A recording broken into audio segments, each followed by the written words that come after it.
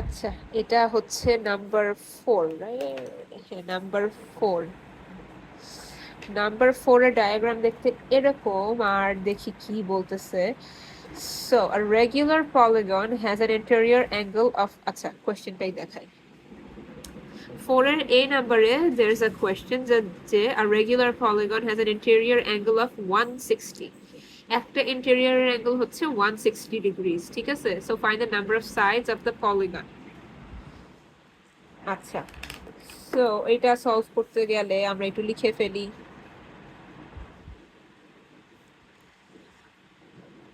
কি হচ্ছে, each interior angle এর ভ্যালু হচ্ছে 160, আর each interior angle এর আমরা ফর্মুলা জেনে রাখি আর কি।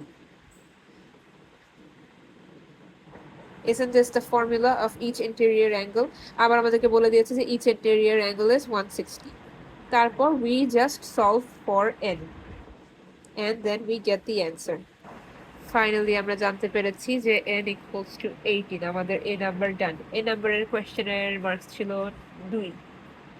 2 মার্কসের কোয়েশ্চেন সলভ করলাম। আচ্ছা, b তে দেখি, this diagram shows 3 sides a b b c c d of the regular polygon, মানে হচ্ছে এই 18 sided polygon যেটা আছে a b b c c d, ওইটা হচ্ছে সেটার পার্ট। হ্যাঁ, and then কি হইলো, p মানে এইখান থেকে এইখানে যদি এটা লাইনটা নিই, এখান থেকে এটা যদি লাইনটা নিই, তাহলে p হচ্ছে আমাদের ইন্টারসেক্টিং পয়েন্ট, এন্ড দ্যাটস, এটাই আর কি বুঝাইলো।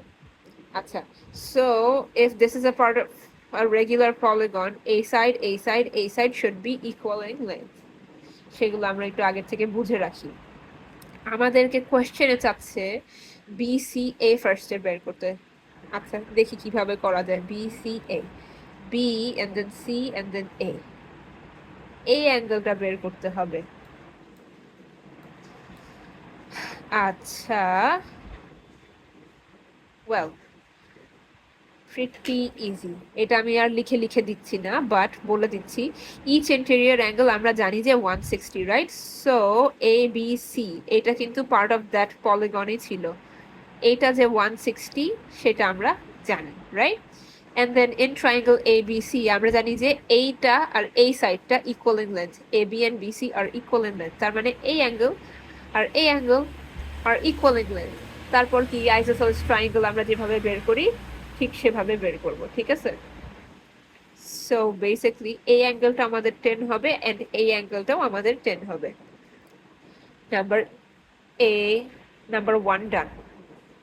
আচ্ছা, সো তারপর নেক্সট আমাদের বি এর 2 হচ্ছে DPC, DPC, this angle.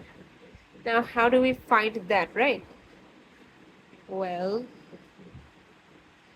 shouldn't be a problem. একটু চিন্তা করে দেখি। হ্যাঁ, পেয়ে গেছি।